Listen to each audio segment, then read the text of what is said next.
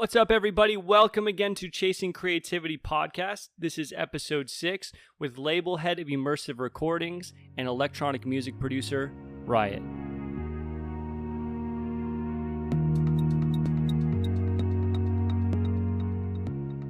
All right, today's episode is with electronic music producer and label head of Immersive Recordings, Rhyot. We sit down and talk about his music, we talk about the label, and honestly, a majority of the conversation is around starting and managing this label because it's taking like a majority of his time, I think, creatively. And it's really interesting to dig into and kind of see where he stands on managing the two, balancing the two, and everything involved with starting this label. Now, that being said, in the short amount of time that it's been going on, 6 months starting this label, it's had tremendous success kind of right off the bat. It's really incredible to see. He has releases on that record label that have already generated 50,000 streams with a song from Dio and Systemis called Frozen. That just hit 50,000. He has people on the label who also have releases on big name albums like Mousetrap and others, Drip Drop Records. What I would highly recommend doing is giving a listen to this episode and then going and checking out Emercive Recordings and listening to the artist, because I know some of these guys. I've listened to all of the music and it's amazing. It's the way to put this, I don't know, the caliber on that label is incredible. Everyone is super, super talented. So go check that out. Now, Immersive is spelled E-M-E-R-C-I-V-E. So if you go to immersive.com, spell it that way, E-M-E-R-C-I-V-E, but it's on Beatport, Spotify. You can find it, listen to the music, and get a sense of what's being done here. Now, also, we talk a little bit about his music around that creative process and kind of fitting it in with the label. But I think on a whole, this conversation really gives you a lot of insight into what it's like kind of embarking on something like this. So it's very, very interesting. Now, I mentioned ways to check out the label. You can check out his music specifically if you search for Rhyot. That's R-H-Y-O-T on Spotify, Instagram, all those good places his profiles can be found. So specifically Spotify, that's where you'll be able to check out his music. Now, before we jump into the episode, some kind of housekeeping items for the podcast. This being episode 6, I'm really excited. It's starting to, I think, it's starting to get some legs. I'm getting more people willing to jump on more easily, and people are reaching out to jump on the podcast, which is really, really cool. I really want to support growth for this podcast. So if you enjoy the episodes, please go subscribe, rate, and give a review on iTunes. That's a huge way that this can really reach more people and grow. As well, if you'd like to follow us on Instagram, that's chasing.creativity.podcast. Twitter is podcast_chasing. All of the episodes are now on Spotify. So if you look at Chasing Creativity Podcast on Spotify, on YouTube, Chasing Creativity Podcast, as well as, on Twitch, we will be live streaming episodes now. So it's probably going to be on Sundays or Mondays, depending on who will be joining. But I will be looking to Twitch live on stream and on YouTube the actual episodes. So you'll be able to get a voice over, and see the visuals of both of us, webcamming in to have these conversations. So it should be really cool. So follow on Twitch, follow on YouTube. You'll be tied into those things. Now, other things, I am playing between bi-weekly and weekly for this podcast. Regardless, these episodes will be coming out on Wednesdays. So for the next couple weeks, I'll be shooting for weekly. And if that just gets too time-consuming, I might move it to bi-weekly. I'm playing with it right now. So I got to make sure I have time for everything else kind of going on. But looking to definitely set to some schedule, and releases will definitely be on Wednesdays. So look for that. That is it. I really love this episode. Again, give it a listen. Go and support Immersive, support Rhyot. I can't support him in this venture enough. I think it's really, really cool what he's doing. So hope you enjoyed the episode, and looking forward to new episodes coming up as well. We have one scheduled for next week with an ambient music producer. Should be very, very cool.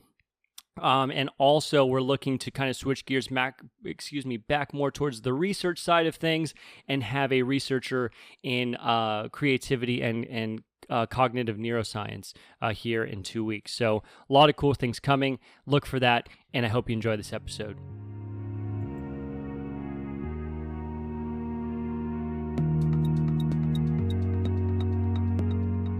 We'll just kick it off from the top, and Sure. Why don't you just kind of introduce yourself and tell me about how you got interested in music? Yeah, so my name is Rhyot. People actually call me Garrett. So it's weird. Sometimes you'll meet somebody in person, they're like, "Hey, Rhyot." Yeah, it's kind of funny, but that's been going on for long enough.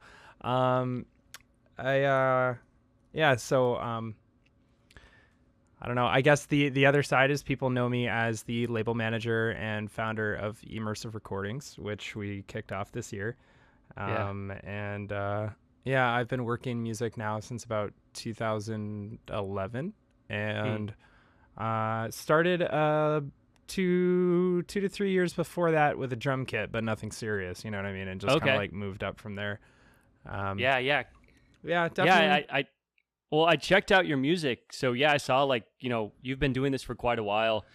Started out, and I think it was like some progressive house, and this has been a long process. Yeah, it definitely has, and I've made a bit of an effort to clean up some of the old dirty loose ends that are still out there. But sometimes I guess I don't mind leaving the occasional echo from the past as just kind of like hey, you know what? Like there was a time where I don't know, like fucking just mixing Alesso, Calvin Harris, and those guys, and whatever. It wasn't a bad thing, you know what I mean? And there were some really cool remixes of even like Cruella tracks, and like you might throw in like just a big bangery mix like back at that point. But I mean, you know what? It was fun, man. There was definitely a heyday for that, and it was kind of neat, sort of like, especially in the little community I kind of started off playing music in.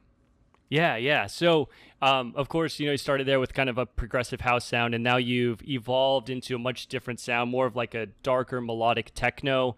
And also with the song Army of the Dead, you have that like really kind of orchestral, cinematic intro. So it's definitely evolved. What's that process been like?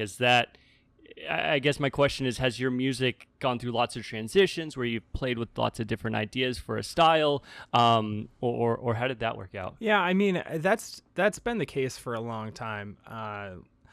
And unlike some, I mean, I very much got a start in playing music way before making it. I made the transition over after having DJ'd for, a couple of years, and very frequently for those couple of years.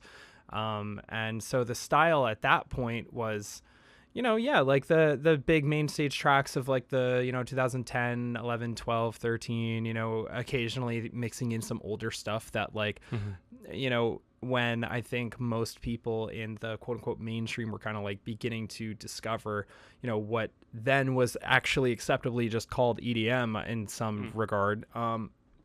You're introducing even like the quote unquote mainstream EDM to people who haven't actually heard it yet. So, you could get away with scaring a bunch of college kids with Knife Party, and it was fun. It was a blast. And it's like, hey, this is the weird shit that I listened to, after finally getting off the whole angsty, 90s and mid 2000s rock thing.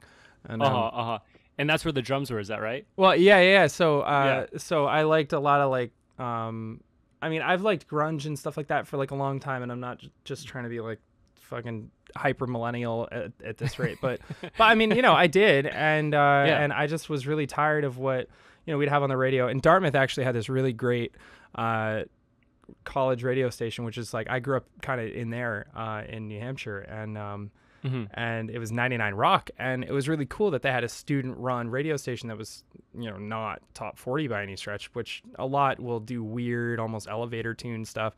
But but no, they had like a really solid rock station, so I had a lot of exposure to that, and kind of went from there. And I think I was really drawn to electronic music that carried that same energetic level in. So that was what I played out. But you'd start off by playing all the same top 40 garbage, but then I'd find the the hardest remixes that I could, that would catch kids by surprise. So you'd go from a Taylor Swift song that sucks into the weirdest drop for a Taylor Swift remix. And then after an hour, people are drunk and they don't care. And then you're scaring kids with Knife Party, and it's awesome. And so that was like the whole, early 2012 thing that was a lot of fun.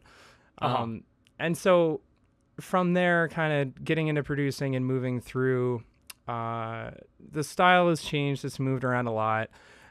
Even though I've been working on making music, it's been like that self-guided kind of discovery, which I think a lot of us in this, I guess, kind of pursuit know all too well. YouTube tutorials and, whatever. And, I don't know. I've just kind of settled into like, I don't know. I wouldn't even say settled in. I've really only have actually put out a couple tracks with my own name on it. You know what I mean? But I've had music come out. Actually, fun fact for other groups before that used to tour, which is kind of funny.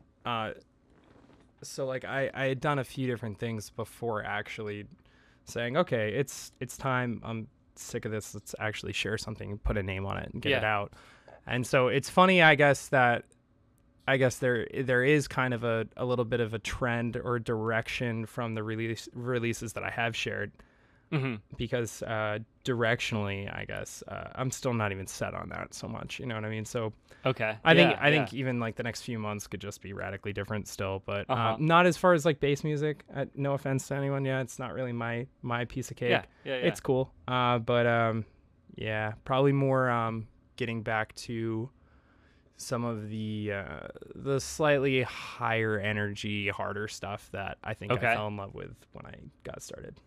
Yeah. It's interesting. Sorry, that's like I was just gonna say. Sorry, that's like the longest possible response to your question. But there you go. No, I like it. So that's interesting you mention it that way, because the tracks you have out on Spotify and SoundCloud, they're really, really high quality, like produced perfectly, and great songs, and I really mean that. So thanks, man. Yeah, of course. So then, would you say that a lot of the last kind of whatever it might be, 5 or 6 years, has been a lot of trial and error, just like learning how to do this and kind of keeping things to yourself in terms of releases? Because it seems like, from what I see, even though these are recent releases, they're really high caliber. Thanks. I guess so, to a point. It wasn't even so much like, oh man, if I'm gonna actually go ahead and put this out, then I need someone to think it's good enough or whatever. But I mean, I think it was, that whole metaphor, like the last straw that broke the camel's back. Like one of those moments happened, and then that ultimately led to the creation of Immersive, and it was kind of an opportunity of, look, you know what? Nobody needs to say yes to putting out music but me.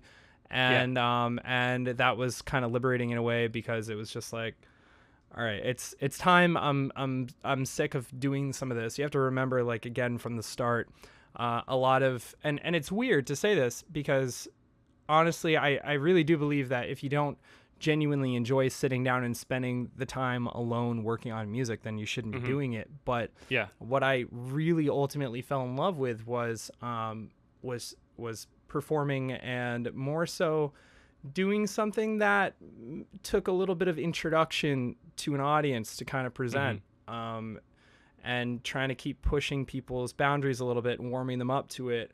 And then, when you get comfortable, then okay, cool, get uncomfortable again and do something different, and kind of keep pushing the envelope and keep working. So that kind of led from playing other people's stuff to mashups and on and on and on. And the only reason I ever started producing was because I actually wanted to feel more engaged with the music that I was DJing. So then that has gone so far in the other direction, almost like a pendulum swinging, that now I'm at a point where I'm not kidding. I'm not even proud to say this, but it's an interesting hallmark of where things are at career-wise. I don't think I've played a public performance since like the end of 2016. It's been interesting. Okay. Time. So I went from playing 3 times a week to not playing for coming up on 2 years.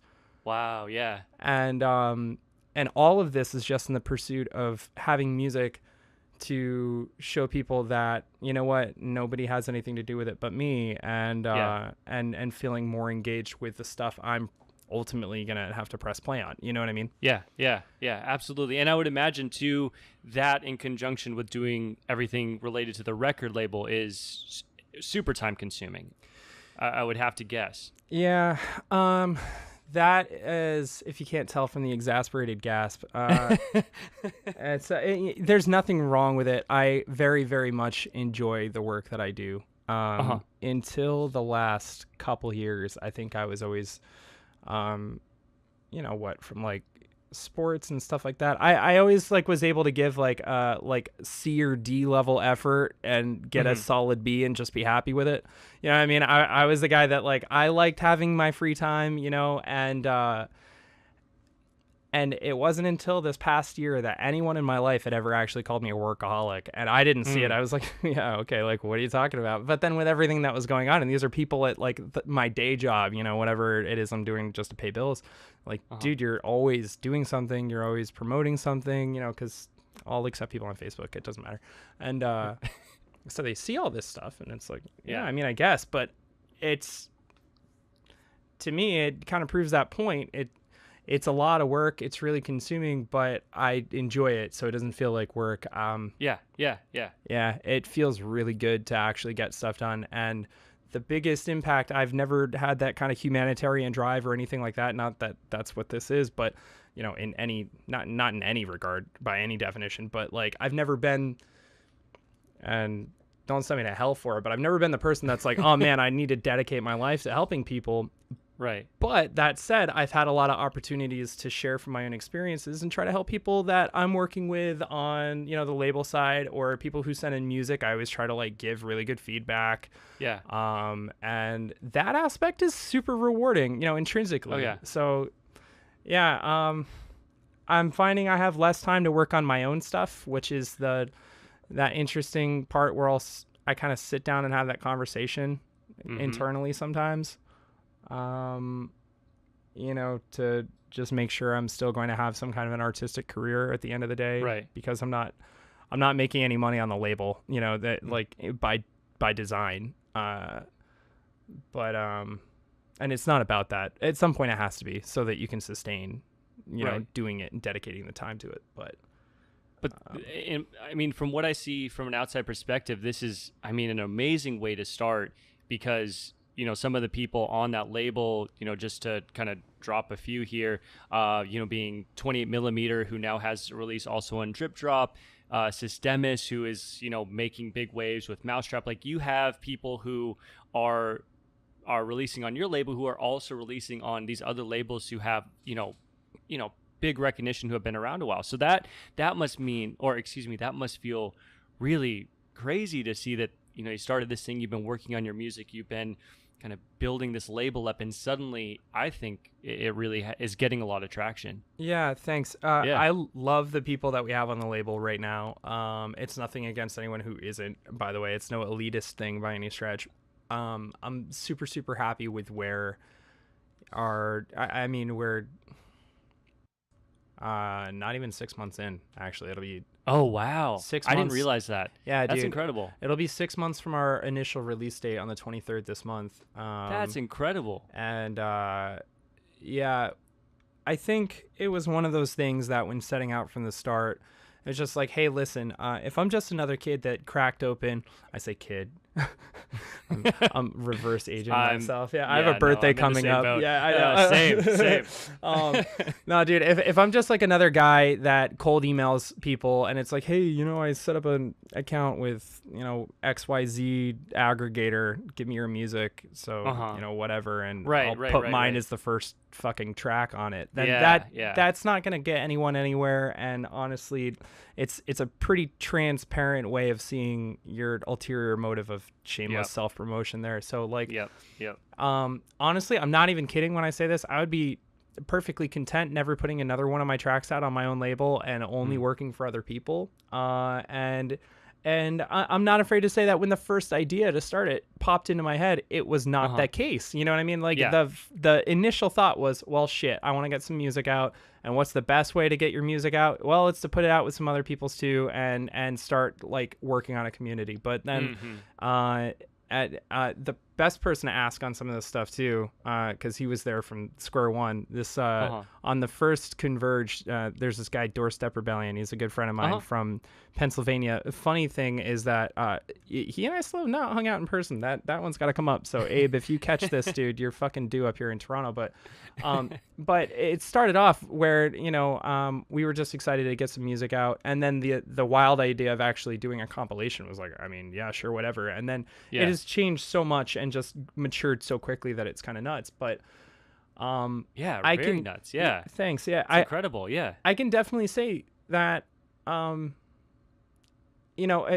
Honestly, it's only as good as the people that are there to support it, and that's not just the people on the inside. That's everyone that is streaming the music. That's in the community, that's sharing it. That's like, I think it's cool because obviously, as you kind of pointed out, I think you first kind of became introduced to me anyway through, the Audio Apostles community. Yep. And those guys definitely deserve some recognition. They definitely deserve a shout out because the funniest thing happened. I had been emailing and contacting people as we were shaping up the initial roster for the first compilation.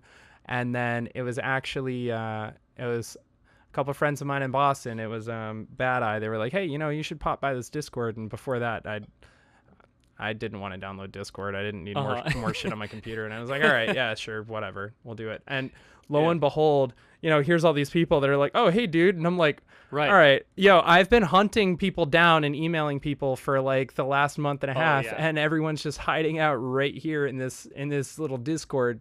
It could have been way easier if I just came here first.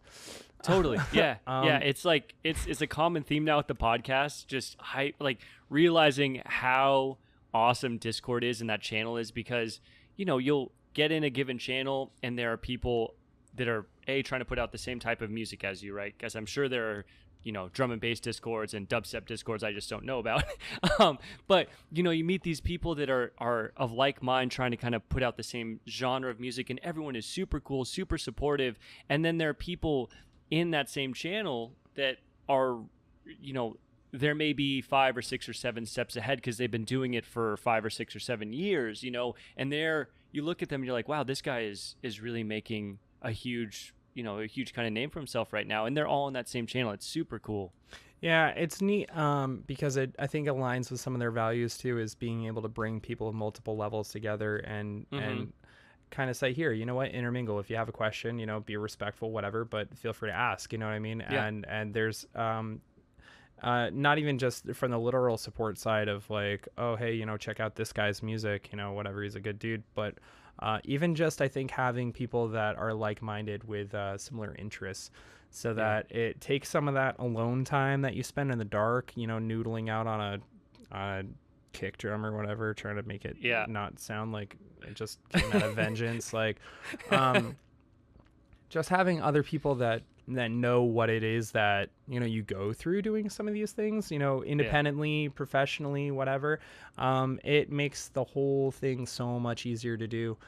And not even from like a connection and opening doors standpoint, but literally just from like oh, hey, look, so it's not so lonely. The funny thing I think that a lot of people have experienced is that you'll actually maybe get more support. You'll probably actually get a lot more support, from the people that you meet online, which is really weird to say, versus the whatever social pool you've connected over your entire life leading up to it. It's like, I can hardly get some of my real life friends to listen to shit, but at the same time, here's, I can drop you a really quick list of 20 names online that they'll hear anything that comes out, and we're all the same way. So yeah, dude, it's pretty amazing like that. And that is like one nice little hot spot on the map where a lot of those kinds of people will hang out. So yeah, it's really cool. Yeah. I think for this podcast and for the music I'm working on, it would not be in the same spot at all without Discord. Seriously, like I feel very fortunate that I actually started out in Julian Gray's Discord, Right. and then I reached out to Hans, and I was like, hey, Hans, I see you have a podcast. We started going back and forth about it for about a day, and then he dropped me an invite to Audio Apostles, and then, I've been loving it, man, because, it's funny, too, because I've noticed in the past if I'm in, like, say you scope around on Reddit and you post on Reddit or other kind of like places where people come together online, right? It's usually a flame fest and people are the biggest assholes, Yeah. And then this is just everyone's so cool, so supportive. I mean, it's really cool. Yeah, it's just you'll find that and there's a number of jokes on it. Just everyone's a pro. And actually somebody was just chatting about it last night. Just like, you'll go ahead, put something up, and some random dude out of nowhere. Actually, I think it was Systemes. He had a track on the front. Somebody posted to the front page of the Deadmau5 subreddit, and it was, I think, his like Let Go remix or something. And I don't know. I kind of forget now at this point. I was like too worried trying to get PUBG up and running because my computer was being weird. But yeah, it's like, you'll have some know-it-all out of nowhere that'll say something like, oh, you should really like get rid of this plugin that I know you have on there. And somebody's like, dude, I don't even own it. I don't know what you're talking about. Like, fuck off, Yeah. Sorry, I didn't even post the music here. Stop with the unsolicited feedback. I don't know. You see the same thing on like Deadmau5 Twitch streams where people are like, you need to change this, and it's like, are you kidding me? Yeah. Yeah, or somebody will just be like, oh man, like that really sounds whatever, and it's like, this is like being streamed like over through God knows how many sources right now. Like, I'll send you a wave if you really want to get critical, but I don't know. It's funny. Yeah, whatever. It's a part of the culture. You're gonna get that with anything, I guess. Totally, yeah. There's always going to be those people that, oh well. Hey, you know what? Props to them. yeah. I mean, hey, if that's what you want to do, go for it. I don't know. No, that's cool, man. So, so I saw today. I think it might have come up on Instagram or somewhere, but that's incredible to me that this is 6 months old. I had no idea because there was that release of Dio and Systemes, that song Frozen, on your label, and it had 50,000 streams. Yeah. That's insane. That right now, as far as digital streams go, is the most successful single so far on the label, which is actually super, super cool. It's funny. We have that a little joke. It's like, I don't know if you know that meme from It's Always Sunny where... I'm sorry, and I never really got into it, but there's the dude that's, like freaking out in front of a board. And he's got tacks and like yarn and pictures all over the place. He's just cracked Charlie, out. Yeah. Okay. Well, that's Dio in a nutshell. That's him looking at analytic charts and measuring stream counts and projecting when something will hit a certain milestone. Yeah. So, dude, it was so funny. And like the first like week or two, it was like 8 times a day we'd be getting like stream updates from him. Yeah, I love the kid. I really do. He's a great guy, and was just so enthusiastic about it. And I think not just for him, but for Systemes as well. Like it's I think been really motivational to them to kind of see like how something like that can kind of catch randomly. And you know what? It's really silly. It's just a matter of like of having the right thing for a couple different algorithms. Some things will catch, some things won't. Not to make it sound like dumb luck. It's a great track. It just, it fit just right. They really knocked that one out. And, it just slid through like 1 or 2 of those little digital gates. And then, hey, voila, here's a huge audience. Go have fun, you know? So that's crazy. Yeah. Huge props to those guys. That's a massive achievement. Yeah. That's awesome for those guys and awesome for your label, because that just gives a ton of exposure. And dude, I just love the fact that, now understanding this is like fairly new, at least for the record label, and you've cultivated these, in my opinion, I really like a lot of the music that comes through these guys that I meet on the Discord, and you've cultivated these like powerhouses, dude. Like really, when I listen to everything that you have through Immersive on Spotify, it has a kind of given theme, like a melodic techno theme, but it's just like also kind of in vein with the Mousetrap sound. I don't even know how to really describe that, but the Mousetrap sound, if you will, Yeah. But it's its own thing for sure. Yeah. Yeah, we've definitely, and it's really weird to say, I promise I'm not beefing this up, and it hasn't been loud collisions, but we have collided worlds with them a little bit here and there along the way, between contractual stuff, between holds on music. It's interesting. And there was this little joke right off the bat. I was like, the biggest thing that I didn't want this to become was a fucking Mousetrap farm team, because I think that, and nothing against them, honestly, I'm not gonna like I think Mousetrap and a lot of the artists that are there were probably and have been some of the largest inspirations for a lot of us in this kind of in this wave of artists that are sort of coming into the scene right now, that are coming up right now. And massive congratulations to all those guys, to everybody over the last number of years that have had, their tracks go through and get signed, because how much work it takes to get there. And it's like to chase that with such conviction is massive, and it's so commendable. So huge ups to all those guys, and to people still chasing things, et cetera, and having a goal to aim for. And I think for a long time, for a lot of us, that's sort of what that served as, because there was a certain level of credibility that would come with that, where you would see somebody like, Atlas, or before him, Echo, you know what I mean? Where when somebody would sign to that label, it didn't sound quite like anything else, and there, it like pretty much overnight, it was like it literally like a stamp, like, here you go, like, keep proving yourself, you have your career, like, go get it. You know what I mean? Like and grow, but you've started. And all the blogs would blow up like, oh, new Prodigy on the way and all kinds of stuff. And that's nothing in the face of how I think the model there has changed in the last year or two. It's I'm not knocking it. I swear to God, I'm not. My mic's clipping a little bit. I'm gonna turn that down just a little bit. I swear to God, I'm not knocking it. It's just like the biggest thing that we wanted still to do was because I don't want to take away from anyone that we have, whether they have a single there, they have an EP there, they're on compilations there or not, or elsewhere. You've got Anjuna. If you're more into the Olander sound, you've got Vivrant. Like, you've got there's so many like wonderful labels that are out and about, and there are some that have some of those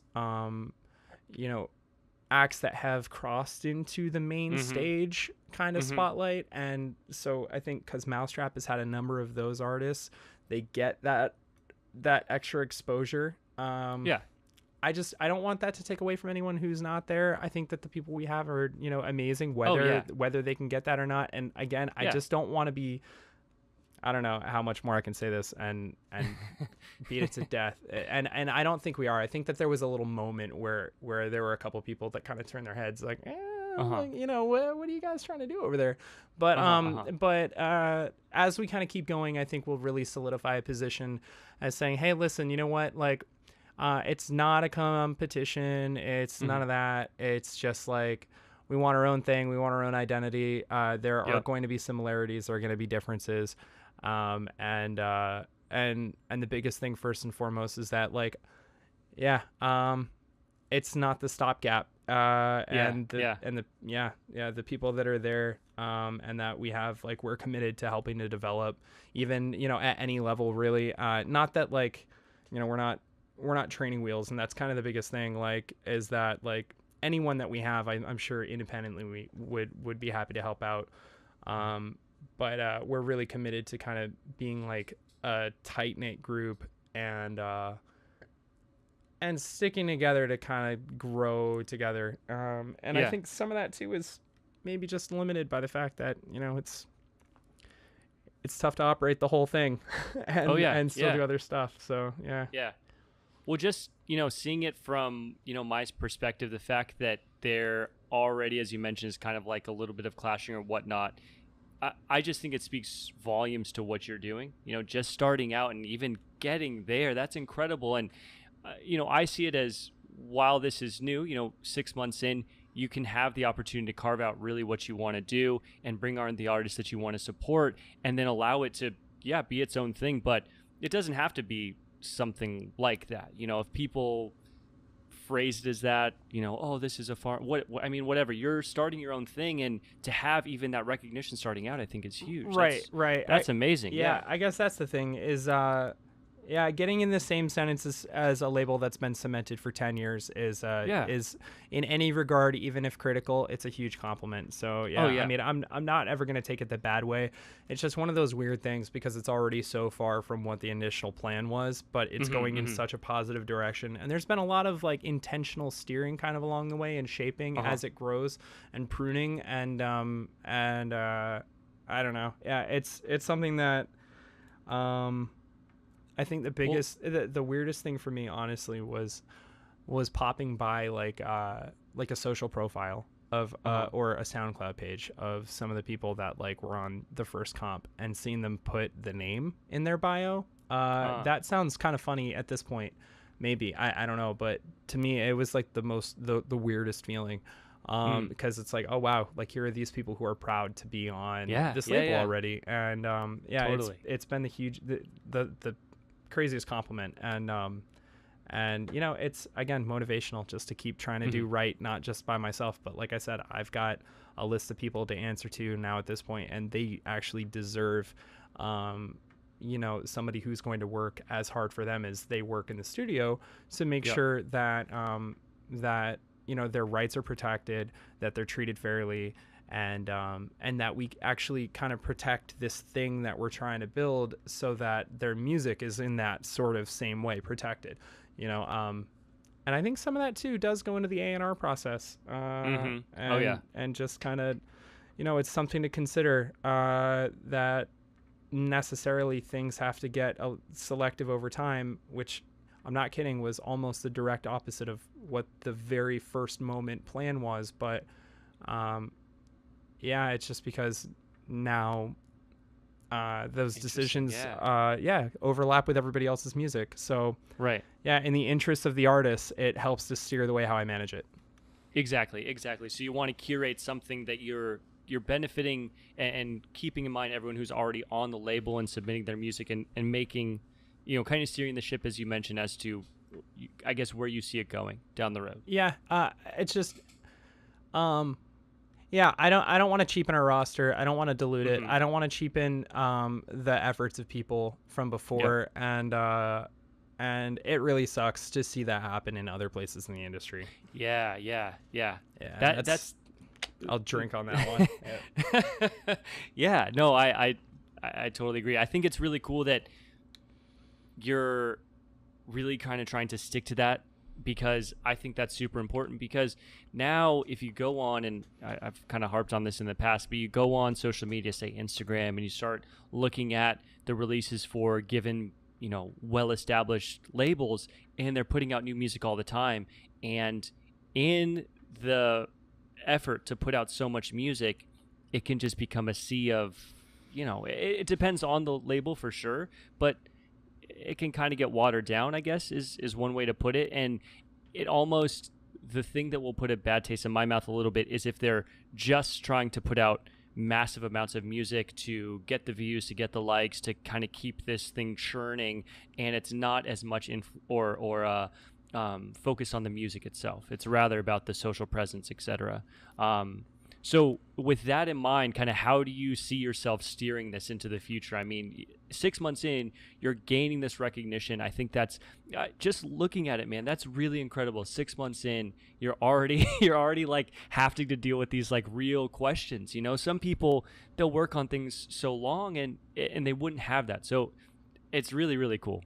Thanks. Yeah. I think, I don't know. And I'm not totally sure on some of the model decisions or strategic motivations that go into the decision-making processes, like at, you know, at other establishments. But something that I definitely have the principle of is that I don't ever want to end up at a point where people are seeing, especially competing releases, in the same label on the same day. You know what? Probably the most hectic little release schedule bit that I think we've done was, or that I know we've done rather, was we had our compilation release on March 23rd, and then we followed with 4 weeks of singles, and then I believe even like a week right after the last one, I think we had an EP come out, and so we actually hit, maybe it was 5 or 6 weeks like right in a row, and and it kind of seemed to make sense, but even then it was a little bit rushed, and that was almost more so just like a, hey, what's up, this is who we are, you're gonna hear a bunch of music really fast, because and we just wanted to like kick the door in, and it's weird because I'm actually getting messages here and there occasionally from people that, hey, it's been kind of quiet from over there, like what's going on, like we're looking for some more tunes. And again, that's a compliment and a criticism, but yeah, something I definitely want to do is give a proper amount of time between releases. Artists should be promoting music. I definitely want the label to have a presence as far as promotion goes as well. And our network is growing, which that's, I think, one of the biggest challenges to a new label early on is a promotional network that, if you're already a touring act and you've got a certain clout already and you go ahead and crack open a label, well, then your audience then is immediately attributed to the label, blah, blah, blah, and vice versa, whatever. So it's difficult to start from square one, and thankfully the people that we've been working with are really understanding of that, and people are helping constantly too. So like we're all helping to grow the label. It's not me, and I feel like a lot of people point at me. I mean, it is, but it's me with, every single person that's been involved behind it as well. And everyone almost collaboratively is helping to grow this thing so that, each release is getting more attention kind of along the way. We'll get more people listening along the way. And that was really kind of the idea. Because like we don't have massive promo budgets or anything like that. To me, it was important to say, hey, look, keep whatever you earn on your sales, you deserve it. And if you want help promoting, and if it requires payment, like let's chat about it. Like, can you work out a budget? Because I mean, I can't. You know what I mean? Like at this point. And actually that has been a fun challenge that we have a little plan in effect on right now, which is interesting. It's sort of a long play development, but we'll see what kind of works out from that as far as actually securing some promotional funding and increasing some exposure. That'll be really interesting. But at least for now, everybody's pushing their stuff from the inside, and that's one of the biggest things is the motivation is on the music. It is on the development of the people that we have. It's on ensuring that, again, I think a part of the fair treatment is just being sure that they're getting the space and the time and the support that they deserve for each independent release, rather than maybe hitting twice a week where, oh cool, yeah, you put in how many hours to produce this? Oh, this might be the biggest signing of your career. That's awesome. Well, here's like a tweet. Have fun. Yeah. It's dude, that's not the style. Right. And there are other things that go in. There are things that you see that are behind the scenes that don't hit Twitter and don't hit Instagram. And so I'm not trying to cheapen those efforts, because you'll be reaching out to different blogs, you'll be hitting promo pools. There's always more going on than what you're able to see up front. And so it's, I don't want to be quick to jump to conclusions to say that there is not active promotion of a lot of that music, but from some of the words that come through the grapevine at different avenues and whatever, the look behind the curtain isn't always a pretty one. But that's just life. That's the industry. That's business. And, I don't know. I mean, I love that you're kind of really focused on the integrity and just saying anyone on the label, like, you keep everything. We just want to be here. It's more that you're focused on community and the real music that's behind it, rather than, oh, I'm starting to get some recognition, let's take X amount from an art. Then it's just, I really appreciate what you're doing with it, because what I can see kind of extrapolating out is you kind of maintain that emphasis on the music, on the artist itself, and that thing's going to blow up. Seriously. Like, I think that's well needed right now, that if it's pure emphasis on the artist and the music, and it's not on the likes and the percentage that's come back to the label and what's happening on social media and et cetera, et cetera, et cetera, people are going to tune into that really quick. I really believe that. Thanks. Yeah, and I appreciate that too.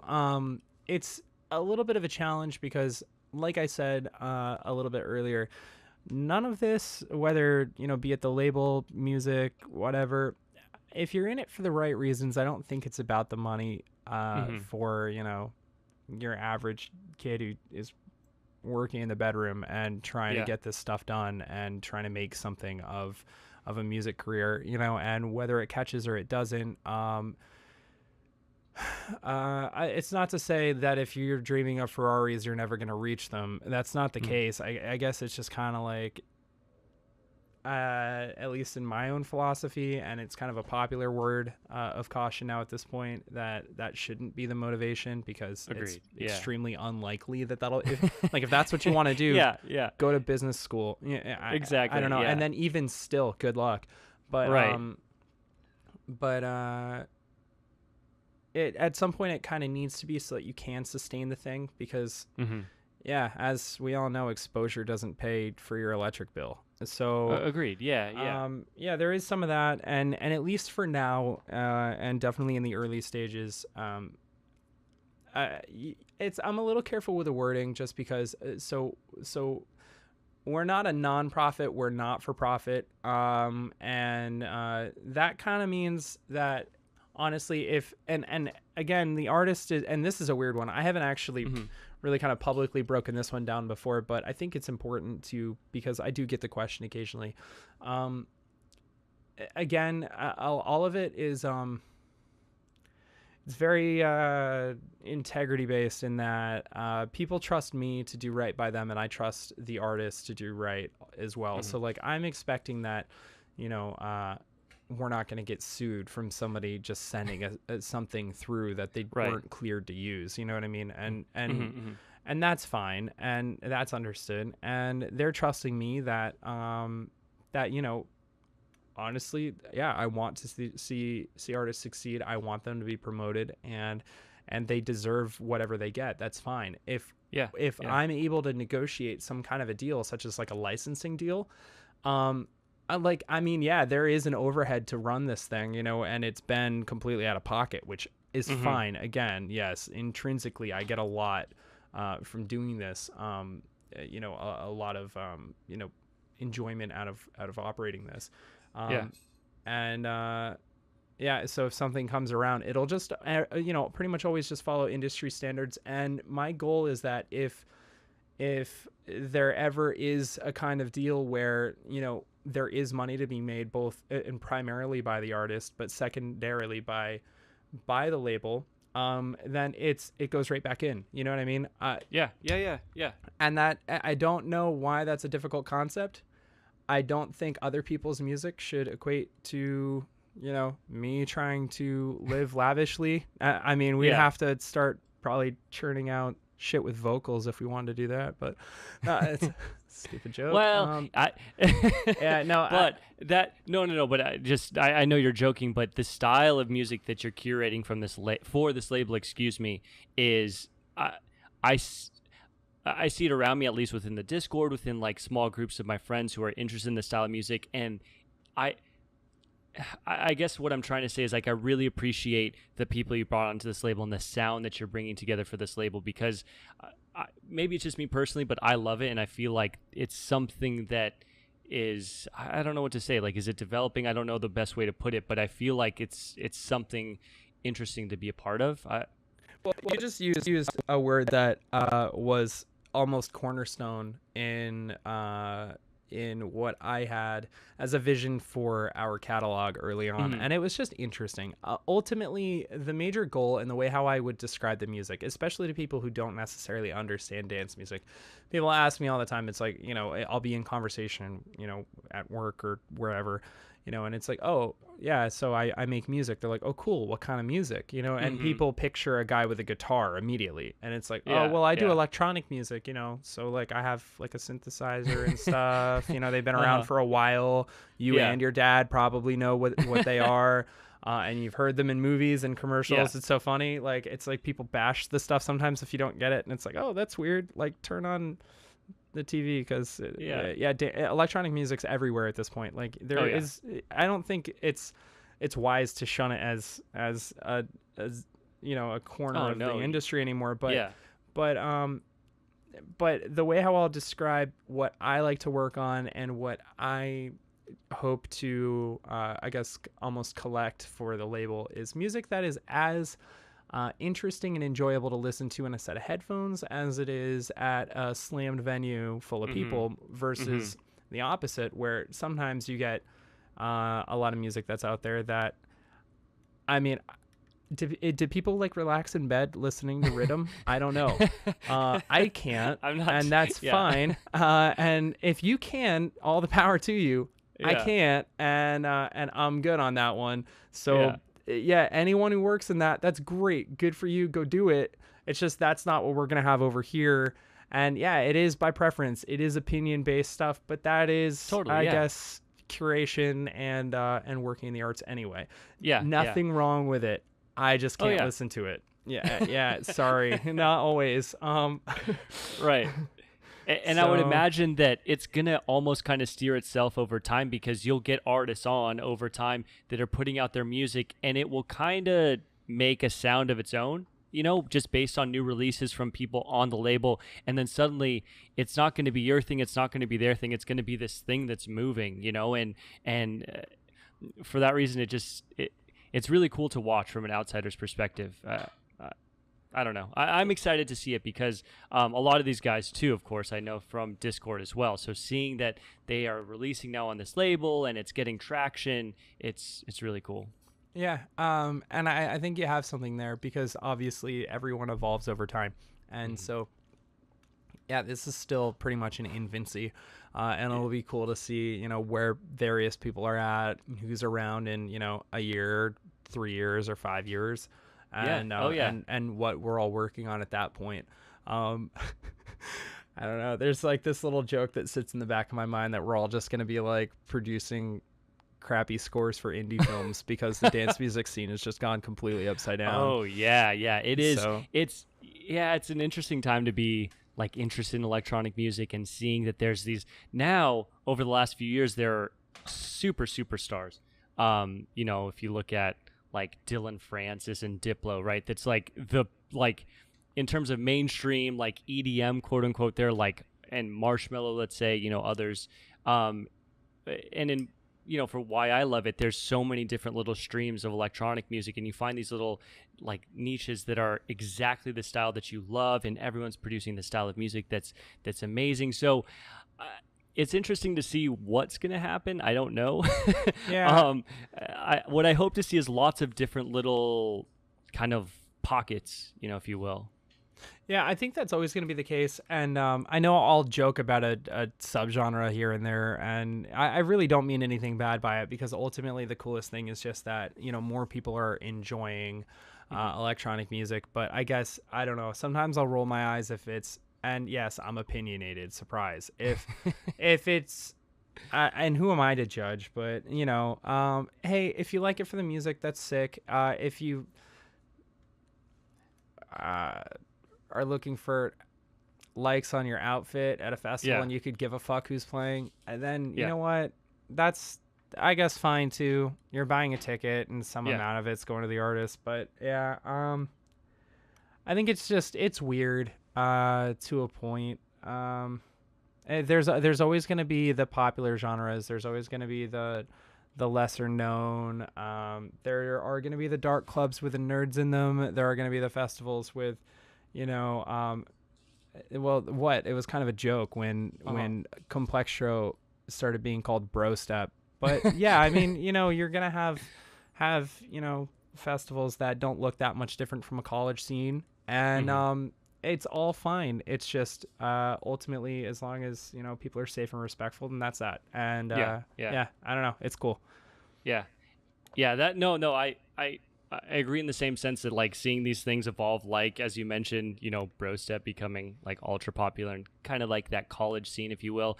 That's why I think it's so important to have these labels as you're doing, because if you're super focused on that music that you want to produce and you're bringing on artists that you really believe in, and it's this like kind of distinct sound, again, I kind of am, hammering out this point over and over again, but I really do think it's super important to have, to have things like that, because those are what are going to stand out later on for people that are looking for for that style, for something that is purely about the artist, purely about the music. So, I think that's really cool. Yeah, well, and you know what? It's not even to say that like we'll never take on, like a bass music artist or something like that either, because I wouldn't go that far so as to say, hey, no, like we're just this. If you don't make it just like this, then, get lost and go find, some other label, like Gargantuan Kitten or whatever. But like that's not what I'm getting at. It's just, I don't know. For us, if it's interesting, I'll like it, and if I like it, cool, we'll do it. And the biggest thing, it's not, I don't know, it's weird. We're pretty fortunate because the people that we do have are all genuinely kind people. It's a really great group. So that's something that I'd never anticipated I'd take into consideration. But even just having, non-toxic people kind of hanging out with each other is super, super cool. Oh yeah. Yeah. No, super, super important. So in this midst of like the last 6 months, starting the label, doing the releases, bringing on artists, etc., what's it been like to kind of slip away and then focus purely on your own thing in terms of the music for yourself? Has that kind of been sidebarred a little bit? You were kind of touching on that a little bit earlier, but kind of where do you stand in mixing the two together? Is it manageable? What's that been like? So that's a good question. Like I said, I kind of sit down and have that conversation with myself sometimes. And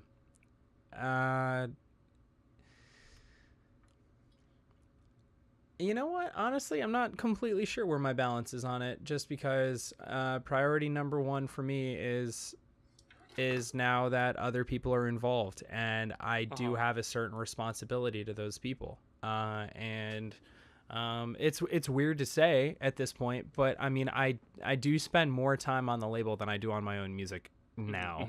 And it wasn't the case, even half the time ago, when we were releasing almost every week, but still, with everything here and with doing what I can to try to continue to grow our footprint so that when we do put music out, then it gets the attention that it deserves. There's a lot that goes on behind the scenes, and trying to kind of like how people are always looking for that next plugin or the next style or the next like little thing that can, like, from that project forward, be present in their work and kind of increase their quality. I do a lot of that stuff with the label and on a professional side, such as like figuring out, if there's another aspect, even if it's like I'll review the like even just the legal stuff, even just like the contracts on the backside. I'll just like check back into that every month and just proofread it again and see if I think anything else needs to go in there or whatnot.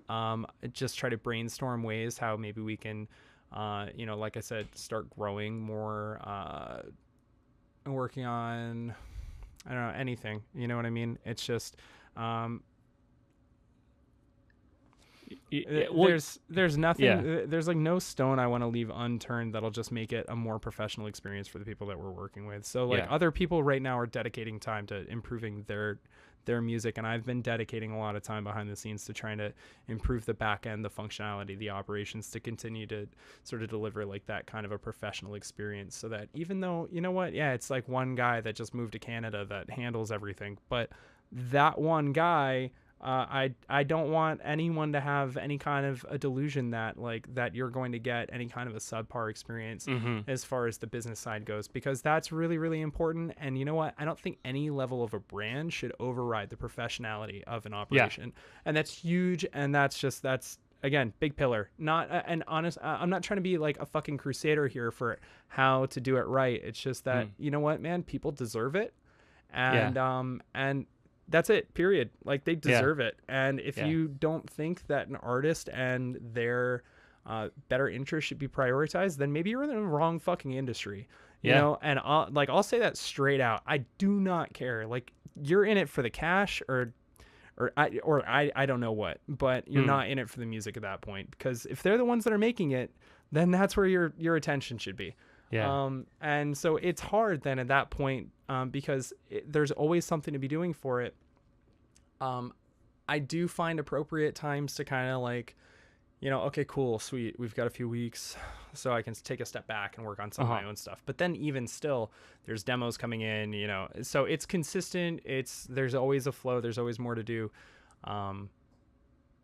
but I've been better over the last like 2 months or so at finding more of a balance and finding time to be working on my stuff so that I can kind of actually get back to some of that and be a participatory member there too. Yeah. No, it's really cool because just listening to you speak about the two, right? I mean, most of where I feel like the emphasis and the passion is and kind of importance that you find in where you're at today is with the label. I feel like you have a great deal of kind of responsibility that you feel for the artist and for the label and really bringing this thing together that is close to the vision where you started. So I can see it. I see it in myself too, like, so I work on the music a little bit. And then I've been working on the podcast, and then suddenly you're trying to balance these two things, and it does get challenging. And especially I can see if you have, that responsibility that where you're promoting other people's music, I can totally understand that emphasis to just kind of dig in, continue to work on that, and feel that if you start working on music, you're thinking, what's going on with the label? Am I doing everything properly to really, make sure everything is moving in the right direction? But I will say that, man, this has been a super cool conversation because your stance and your take on all of this, I don't know. I really like it, man. I think that it's exactly what's needed for starting a label like this. And I think that if your message, exactly kind of how you're portraying it here, is if artists can understand that, if people listening to the music understand that, I don't know, man. I think it's a really cool fit. I feel like it's really well needed right now. Thanks. Yeah, definitely appreciate it again. And I don't know. Again, some of that is just due to the people that we've been working with, who have surprised me as we've been going. Again, I thought I knew what I was getting into. I didn't really have an idea, but everything has kind of come in stride, and I've been fortunate enough to over the last few years to have had a number of experiences that I can carry into this project. Some of which, at the time were not a whole lot of fun. In other business dealings, etc. But I learned a lot, and I learned a lot about the industry, and I have been able to take that forward. Yeah. It's weird because I think, and I'm happy with it. The people who appreciate it most are the people that, are giving the music that needs the attention, you know what I mean? And that are willing to share that with us. It's really cool. Some people who will, turn a blind eye to it. I think that there's a lot of people in the industry who might, and I can understand. I've actually been sitting down at a table with a few people that I've known for the last couple of years, and have been having a conversation, and they're like, so what's this? You have a label now? It's like, yes, I do. Our first comp's coming out. Cool. Tell me about it. Well, we're a not-for-profit label. And they stopped me right there, and they're like, wait, what? What does that mean? And as soon as I get out the fact that, we're not trying to make a whole lot of money, then they're not interested, and that's the end of the line for them. And you know what? It's fine. Again, there's, ultimately we're running a business that, is probably going to fare better for the artist than for the label itself. That's totally cool. I'm okay with it. Yeah. And then for some people, sure. You have employees, you have overhead. And again, I'm not saying this is how it needs to be done. I'm just saying if I were to do it, this is what I would want to do. And so that's it, really. Again, it's nothing against anyone else. It's nothing against any other style. That's like trying to compare, literally like an organic farmer with, I'm not going to say Monsanto because they can all go hell, but with, sure, somebody that has a mass production that, they do what they can, but they have a little bit more to be concerned with in some cases. You know what, man, just different scales, different styles of business, different ways of going about it. And different doesn't mean better or worse. It's just, just different. Have you seen by chance, I think it touches into this like really well. There was a documentary with 30 Seconds to Mars where they went through this whole, the documentary covered while they were putting out new albums, and it was 3 or 4 albums that they were still tied into with a previous record label. I think it was a huge one, like Universal or something like that. And they were in the middle of a lawsuit with that same record label based on money coming back from given albums that haven't even been produced yet. I mean, I think they were tied in for 3 or 4 albums outright that haven't even been produced. Did you see that at all by chance? I haven't. Especially if it came out in the last few years, I would have missed it. I've just been off the grid as far as anything to watch for the most part. But yeah, I mean, it doesn't surprise me at all. And it's funny because we're at that weird sort of point now where in some areas of the music industry, I do think record deals like that still exist. Yeah. But to my understanding, they're not very common at all in electronic music. Maybe in some places, again, you'd have to be a pretty solidified major at that point to have something like that going forward, or be a smaller label that, you really think you're going to, pull a fast one on someone, and you might do it, but that doesn't mean you're really going to, make any money. You'll just piss somebody off and right. Well, lots changed. Because now there's no physical discs that are sold at like Sam Goody. That's all changed, right? Everything is online. So now it's super cool because artists have the power, right? You can I'm sitting in front of my DAW where I have M audio MIDI controller that was $100, right? Ableton is, as much as it costs, and because of education pricing, sure. Exactly. So you can make music for next to nothing, and you have all of the same tools that everyone else has access to. Like, you'll watch deadmau5 streams, he's using Serum, and then from there, what is it, like plugins, right? I mean, that's it. That's really, you can make a banger with, and this is taking from deadmau5, like an ad from Masterclass, but you can make a banger just sitting on your laptop. It's so cool, and you can promote the music yourself on Instagram or SoundCloud, and you see these SoundCloud rappers now that had no promotion whatsoever. They just put rap on SoundCloud and it would get like 1 million views instantly, and suddenly they're in the stratosphere of popular culture, with no representation of a label to start, at least at all. So it's really cool how it's changed for that reason. Being kind of in this realm where I'm making music and making this podcast, I love it, right? Because there's no huge barrier for entry anymore. You don't have to go to studio and spend thousands of dollars to record an album, and then suddenly it costs tens of thousands of dollars to distribute disc. I mean, that's dead. So yeah, some of the barriers are gone and there are some new ones in place. So yeah, there was a point where it was less accessible to get in, and it was obviously still a competitive biz, but it's more competitive in a lot of areas now than it's ever been. And we're all a little bit to blame for that one, just because like you said, now literally anyone can go ahead and make music. Right. So in a way, that culture is sort of eating itself just a little bit, because there's so much music being made all the time. And I think that's just something that, if I were to kind of give a little word of advice to a new or current producer, I would just say keep that in mind a little bit, and just understand how much music is currently coming out, what that sounds like, and to be very clear in your vision and in what it is that you're trying to put forward. Just because that's sort of a new obstacle that wasn't necessarily there for like a long time. Yes, you always had people playing in garages, and you could always catch some little dive bar with a punk band that's touring locally. But definitely for artists that, recording artists, it's especially, it's like the competition has completely leveled up. But it is super cool, because to those who want to create, like you said, you now have the tools to go ahead and do it.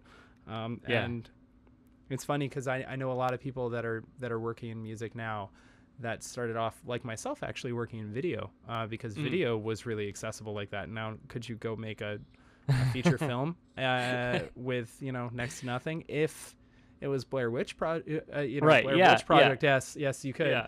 But I mean, you weren't gonna go do big CGI and all that crazy stuff, but sure, you can make a movie and you could edit it and show some friends, and so it's cool having that same accessibility for all things musical now. Totally. Yeah. So then, just touching back on kind of speaking to that kind of budding producer, would you more err on the side of just hold on to it for a couple years and like really understand what you're doing and work on that process and make sure that when you put something out, it's just really what you are proud of, or kind of go that route? I mean, I like to listen back to like really old Deadmau5 where you'd have those like compilations where it's like way back in the day where it's like 40 tracks and they're all just really bizarre. I forget the names now. There was Project 56 that he did that one time, and it's all that little random shit. Actually, I used to write essays to that because like it's so fucking random.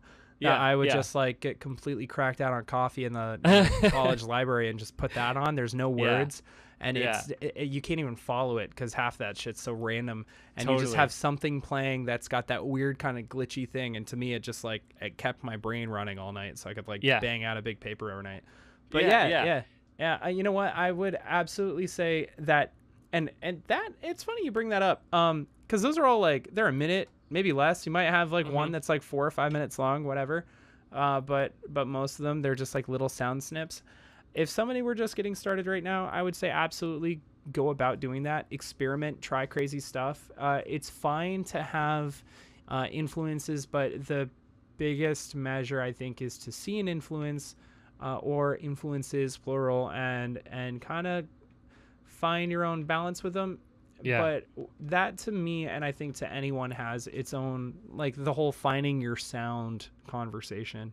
I think that's highly interpretive as to what that means to you. And so I've kind of found my own meaning in that as that it's inevitable unless you're literally copycatting. Like it is it's possible to sit down and churn something out that sounds just like somebody else if you really wanted to.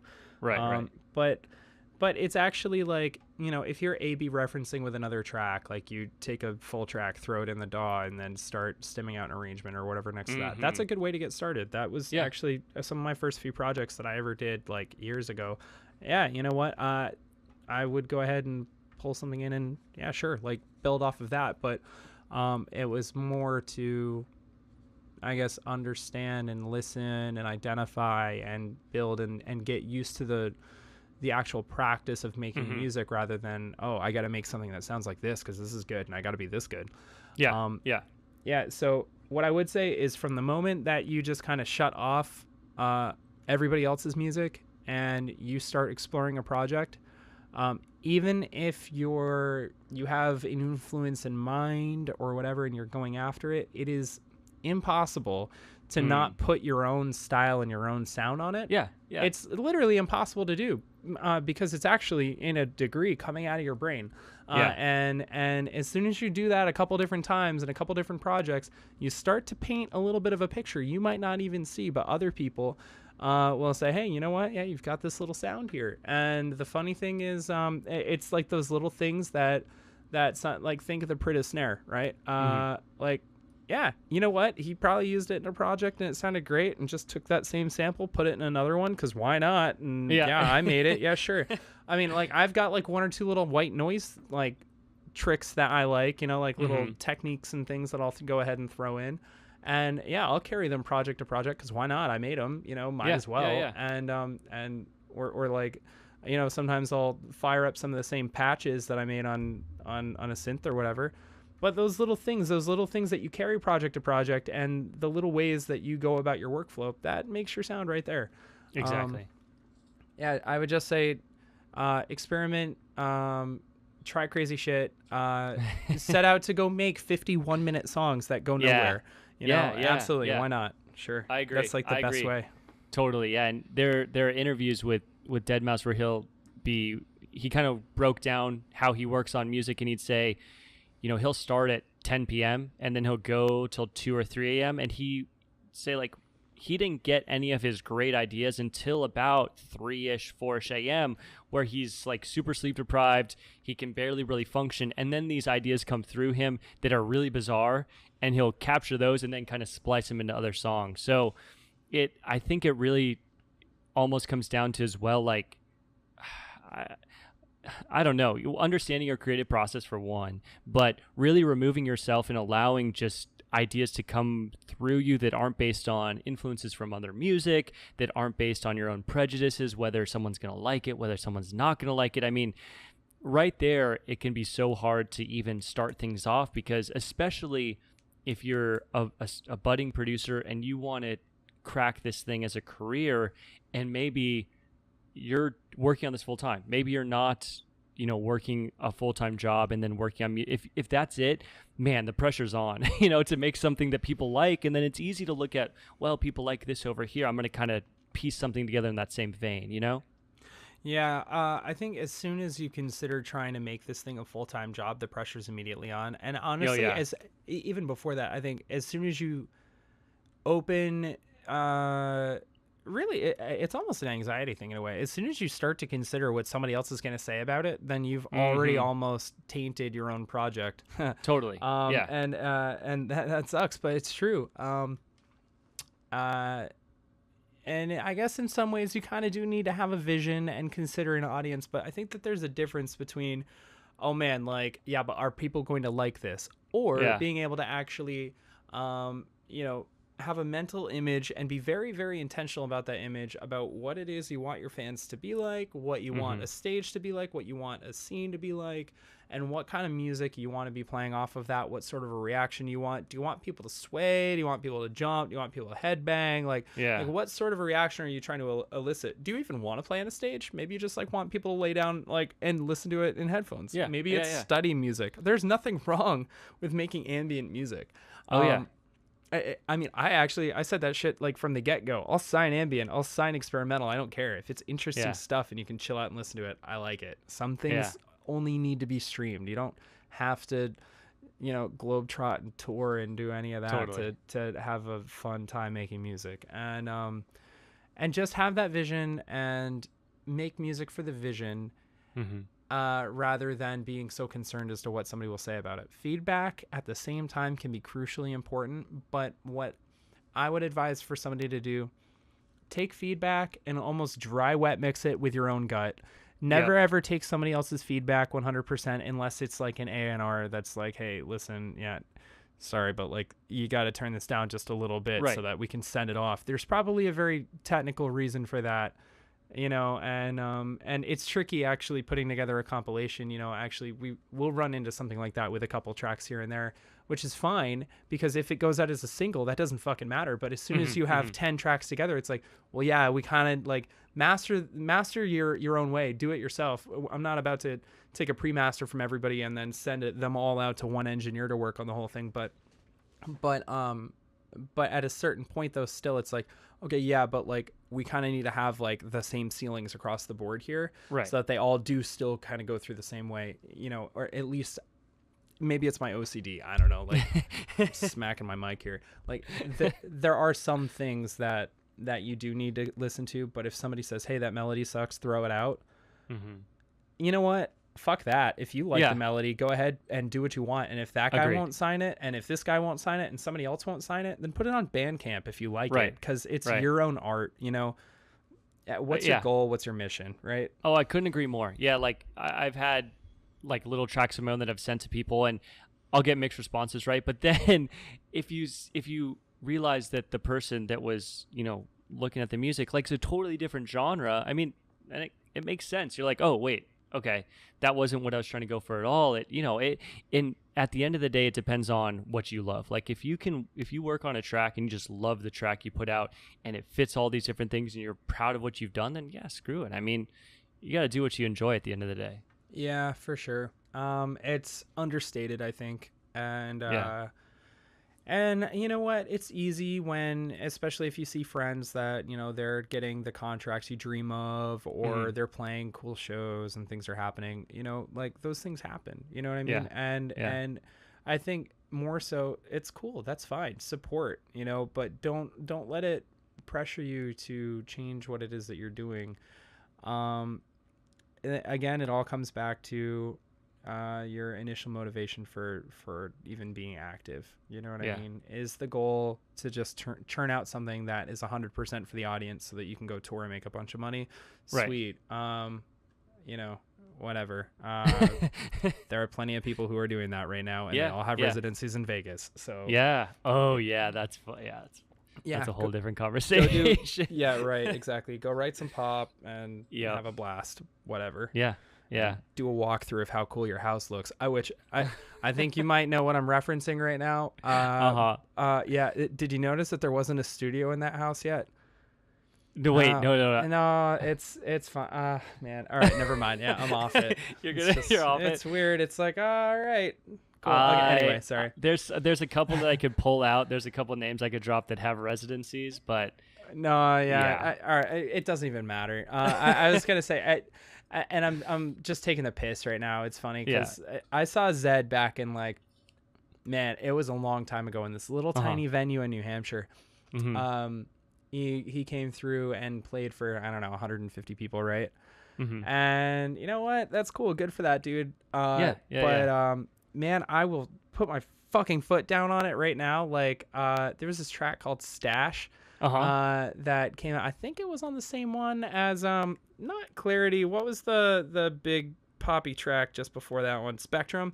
It was it was on that album, and there was this track called Stash, and man, it was fucking great. I loved it. And it was very much in line with his productive progressions kind of along the way and his own development. And then he just veered a hard right and went all pop. And it's like, oh man, okay. Now, and I mean, I haven't heard every record that the guy's put out since, but it was so cool because people were like, oh my God, like Zed's like maturing. This is great. Like, listen to this. This is a really solid track. And it just kind of like went under the radar, and then he kind of veered off for the pop thing. And it's cool. It happens. But then it's kind of like, hey, dude, like, sick gigantic house that you're showing off online. And if you're happy, then sick. But wait, for sure. Where are you gonna put a studio? I think he's like putting it out in some like little guest house or something. And it's like, all right, so very clearly music might not be the first priority anymore. And you know what? That's fine. To each his own, I guess. No, I think it's funny. We were watching. There's like this Netflix documentary on DJs, and they had one on 12th Planet, and then they had one on Cruella, who, they have this residency in Vegas. And I was like, man, like, they have a couple really catchy songs. And I realized that the guy who was writing the music was kicked out of the group. And then they had an issue where they were playing, I think it was like Coachella or like Ultra or something, and their CDJs like weren't plugged in at all. There were like no cords, and like Deadmau5 called him out about it. He's like, I don't know if you... I think that they were not to talk a bunch of shit, but no, it's fine. I'm if I remember correctly, I'm pretty sure that they were what would do it? I think it's CDJ. Well, actually, if it was at Ultra, and that was, I think, 2014. I think they were probably 900 Nexus CDJs, which I mean, it's weird because usually a stage setup like that, they're all hooked in with RCAs anyway, but obviously you have a tech crew that will come in and change everything up per rider, however it needs to be done. If I'm not completely mistaken, I think that they were being used as pretty much as controllers. And so you didn't need that. It's just kind of weird that they would be unplugged, I guess. Right. I think they were all hooked in with what, I don't know. It doesn't matter. I think they were all like, what is it? Hooked in with like a USB-B cable or something like that. And I like that, Deadmau5 obviously talked a lot of shit about it and called him out. But yeah, I mean, it's interesting to see, because I think at the very top, it's definitely become kind of commoditized and commercialized, and it's not as maybe much about the music as like the event, which is cool. It's just different. It's just what it is, Yeah, you've got totally different crowds, I guess. You've got those who go for the music, those who go for the party, and those who go for, I guess, Instagram pictures. And, whatever. If you're going, that's cool. But, yeah. I'm trying to, like, hold a single opinion to myself here, but, I don't know. We don't have to go too deep and talk the most. I'm surprised that some people that are in that A-list now or have been are still relevant, I'll be honest, because and it's funny that every so often I'll see people on Twitter or whatever, and they're just like talking shit like, oh, Deadmau5, how the fuck are you relevant? And I'm sitting here and I'm like, oh yeah. When was the last time like Steve Aoki or Nervo or any of them put a record out? Or I mean, I don't know. Maybe I don't have BPM radio or Electric Area, and I don't hear whatever mainstream EDM is anymore. If there's, I wouldn't know either, honestly. I have no clue. Like like Rehab, like. I mean, I think he had a couple remixes and stuff. Did he ever really go off, or was he just always in everybody's lineups? Like, I don't know. So the thing is, there's always been this kind of divide where you've got these A-list talent that, like, yeah, I mean, you know, yeah, they're doing stuff, they're big names and they're really cool acts, but at the same time, it's kind of like, can you name a couple hits? I mean, Nervo had the one with Avicii on it, you know, or oh no, that was You're Gonna Love Again, yeah, and then they had Reason. But it's weird because you'll see them now and they're still playing Reason. I guess Ash and I just went to go see Mouse here in Toronto. I mean, he's still playing some classics, so I guess there's nothing wrong there. But yeah, I don't know. I mean, songs. Yeah, I do wonder how some people are still touring, I guess, you know, but whatever. And then I guess, all right, I don't know. You'll see the other side where then there's Tiesto, and he's done every genre under the sun now as soon as it becomes popular. So I mean, you know what? But there's something to say for being versatile and staying current like that, right? And it must be stressful, I would imagine. Like if that's, you know, if you have this audience, you know, and based on a certain style of music, and then the genre changes.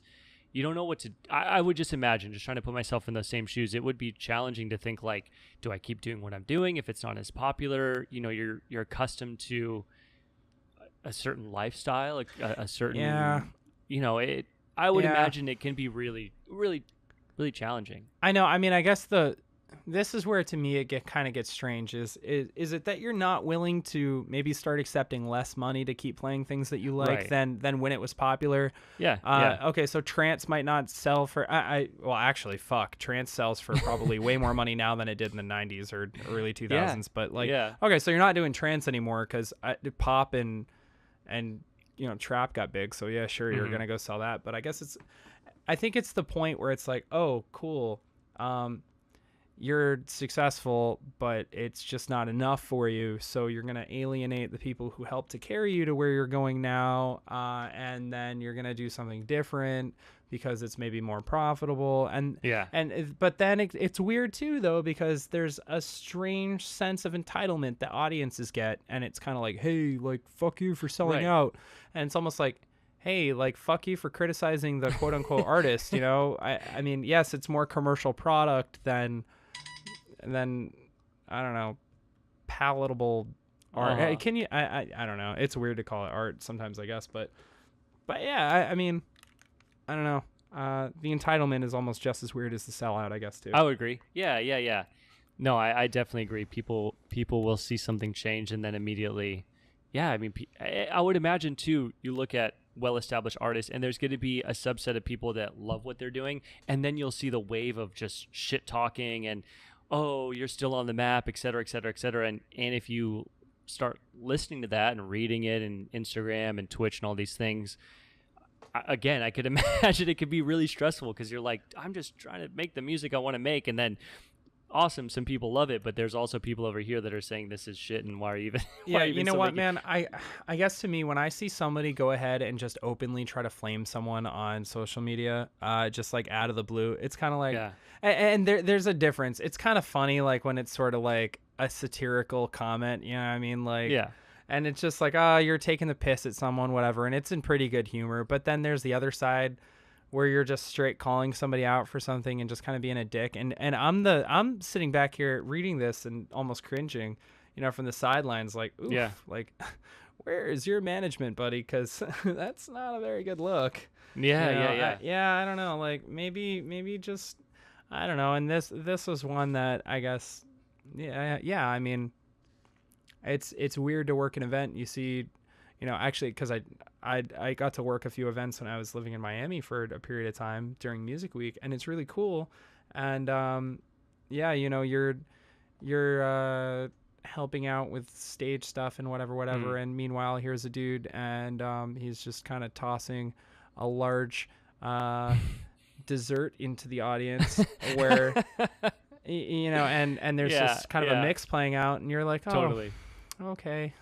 Yeah. You know, so like I've kind of done what I can to just always try to keep sort of a positive mind toward things and not be too critical of others, and understand that, you know, everyone's going to do their own thing their own way. And whatever, if people like it, then I guess, is it really so wrong? Is it the fault of the audience, really? Or is it the fault of the, don't hate the player, hate the game, I guess you could say. But, I don't know. Yeah.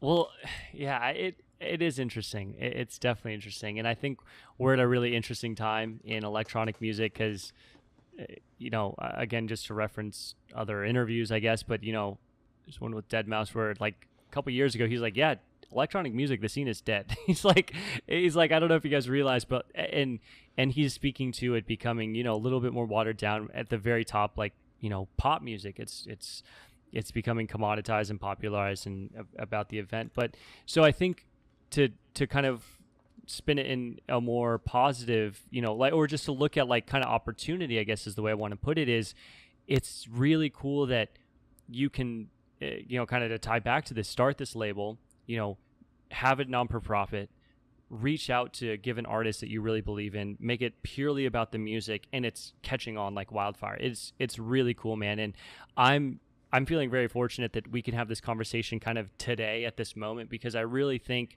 in 6 months, a year, 2 years, I just have a feeling it's going to be different. And I say this with people, I was saying it with Ash. I was like, dude, I have a feeling, but really, I really mean it. Honestly, like just speaking with you and listening to the music and looking at the artists on the label, I think there's some really cool things to come.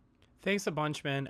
And I tell you what, though, really, I think a lot of the people that are in this sort of community, you go 6 months, you go 6 years, it doesn't matter. I think that the people that we're connected with, and at least in our little world over here, which, whatever, everyone's doing their own thing. There's a lot of people involved. There's a lot of people trying to come up at the same time, and everybody's supportive and bringing friends up with them. I don't think that there's a whole lot of people that would, deny a conversation now or after the fact. Whether they, become successful or don't, and however you want to define the term of success to even begin with. Because, I mean, that's, everybody has their own take on what that looks like. I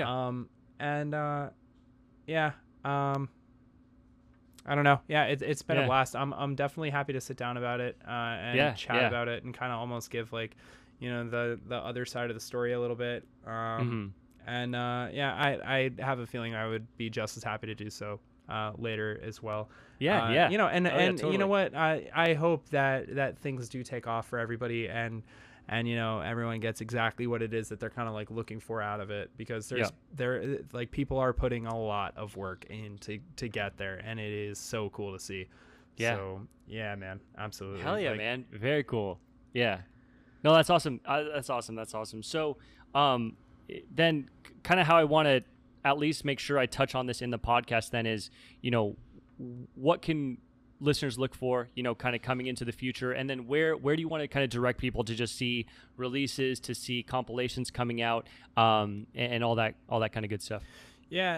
So we have another installment of Converge on the way, Awesome. which I have kind of teased at and sort of hinted at. It will be coming this fall. Cool. As of right now, the popular question has been, okay, 6, so that's like a 3-month window. So when this fall? Arizona fall. Damn it! Like, sit down. When it's official, it's official. You'll hear it. Okay. And there's gonna be some familiar faces. There's gonna be a couple new faces. Cool. So that's pretty cool. Awesome. I don't know.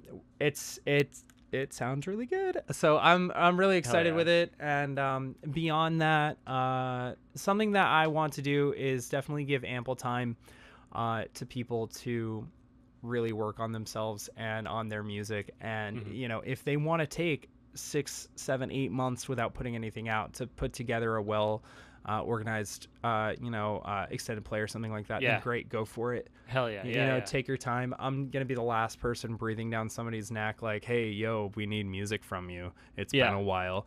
I love that. Yeah. That you're approaching it that way, not like, hey, every 3 months we need a release from this person, like something. Yeah, that's super cool. And that's kind of the other thing too is I don't think we're in any threat of running out of music, and at the same time too, I think something that'll kind of keep this going is that we're going to drive this thing as far as we want to drive it, because it's not here for any reason other than for what we want it to be here for. Yeah. And so what I mean by that is if we basically just put out a bunch of great music for a year or 2 years or 5 years or however long, and then just kind of hit that moment, we're like, yeah, right. I mean, it's been fun. Like, let's try some other stuff. Like, it's whatever. There's no hard feelings about it, you know? Yeah. We're here for a moment. We're just doing what we want to do. We're happy people want to listen to it. And, yeah, I mean, I don't know. That's it. It's just, don't overthink it, you know? But yeah, we'll be getting, some music out from individuals along the way, which is going to be really cool. I'm not totally sure, because I keep getting submissions and I kind of keep reminding people, hey, we're going to stay pretty small. You know, every single time somebody decides to share something with me, it's like the biggest compliment. It's so cool. Yeah. But it is a little tight at the moment. I understand. Yeah. I would imagine, balancing everything right now and making sure that I don't know how to phrase it right, but just balancing everything that's coming out. Right. It must be such a compliment to have people reaching out to you. Yeah. I don't know. It's funny because every so often I'll see little things in Discord or online or wherever and just kind of choose to let them fly by. It's not overwhelming. It's not any, I just want to give ample time and attention to the people that we do have. So it's not like, oh my God, like, dude, I'm pulling my hair out. I can't handle taking on another artist. Like, well, you got to buckle it down. Right. It's not crazy. It's just a matter of the fact that, I don't know, you know what? Like, we're at a good spot right now. And that doesn't mean that we won't take more people on. It's just a matter of, you know what? I don't know. I'm not thinking about it. I'm not thinking about growth. I'm not thinking about those things outside of what I can do for the people that we currently have. And as long as I feel like I can give the same level of experience, and of quality to anyone who does come on, as I've given to people already or as other people have experienced already, and then continue to deliver the same quality to the people that we already do have. Like, that's the balance for me. So it's not like, oh, yeah, they're busy, they can't take other people. It's just that, well, no, that's not necessarily it. It's just that, like there is an XY axis and we're just kind of being cautious there, and for good reason. So yeah, I'll always encourage people to go ahead, send some music in. We actually have a link on our website that goes to Submit Hub. Oh, no, sorry, not Submit Hub. What am I saying? Forget that. Well, that's kind of a fun tip. If you want to get music out to different channels, submit it to different labels, different blogs, whatever, Submit Hub is actually a cool one for that. They give you a couple of free credits to go ahead and do that.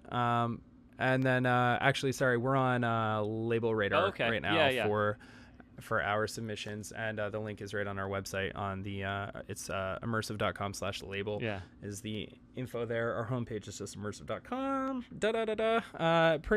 I try to keep everything up to date on the website, and there's external links out for music pretty much everywhere. We're always on Twitter. Beatport. I saw on Beatport. Yeah, we're Twitter, Beatport. We have a Spotify playlist where we put every release in, and even try to include some music from the people that we're working with, from other labels too. Like, again, we're not in it to be competitive. So, like, I know we've got some stuff from Gara. We've got some independently released stuff from Bad Eye, Doorstep Rebellion, and Soul Veil on there. Yeah, I mean, we just, whatever. So that's a really good spot too. Cool, man. Yeah, well, that's what I want to do for this is, with the intro, with the outro, and when I promote it, I'll be pointing everyone towards those because, that's the least I can do for you to jump on and do the podcast and talk about these things and take time out of your day. I want to make sure that people can definitely get pointed to the right direction. Yeah, thanks. Yeah, definitely appreciate it. Here's what I would say. If I could change like one little tiny thing, I would just say, hey, like if your friend comes out with new music, go find your friend's music on Spotify and give them the stream. Don't listen to it on SoundCloud. Yeah. Or do both, whatever. But go give them the little stream. Spotify pays like next to nothing, so every little bit there adds up. So literally, that's the only way that we were able to go ahead and actually we just announced it today. It was Knockout, the 50K for Frozen. So, that was awesome, man. Yeah, go stream it. Go support your friends. Go share some stuff. I saw a funny meme. It was like, hey, like go put on a playlist of Spotify when just, you go to sleep so that your friend's music can get 8 hours of healthy streams a night. That's what my buddy. I thought it was hilarious. Yeah, my buddy was showing me that at work when I first got, like, I only have one song on Spotify, and it's like when I listen to it again, production wise is garbage. Like I'm relatively new, and like especially the production stuff. Played music most of my life, but yeah, production's new. So take it out with a grain of salt. The production was pretty damn bad, but he was like gonna just play it on repeat overnight for 24 hours to get it up. I was like, that's nice, man. Thank you. That's funny. Yeah, that's funny. Yeah. Yeah, but I don't know. It's like my girlfriend she'll occasionally like pop into popular YouTube channels, I guess, and share my links around, which is really I didn't know she was doing this for like a while. Yeah. If she ever listens to this whole thing the whole way through, you know what? She'll never tell me if she did. But because of this, I'll know now if she did. But yeah, she'll go and just like drop my link around on YouTube, and I'm like, that's super cool. Really? That's really cool. Yeah. So I don't know. Yeah, it was kind of funny. Yeah. But I don't know. Yeah. Well, sweet, man. Yeah, support your friends. But that's right. Sorry, I just spaced. Dude, you're always gonna have that though. You're always gonna go like listen back to something and just be like, oh, this could have been better. It's been only like I mean, shit. It'll be a day. It'll be a week. It'll be a year. It doesn't matter. You're always gonna hear something else. Yeah. So don't sweat it. That's totally the point.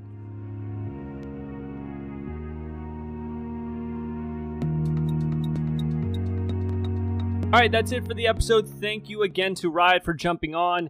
Speaking about the label, if you'd like to check out the label, that's Immersive, again, spelled Emercive. Can be found at immersive.com, found on Beatport, Spotify, all those good places. Instagram as well, if you'd like to follow on Instagram. Same with his music. So you can find him on Spotify as Rhyot, Rhyot, Instagram as well. So go check that out.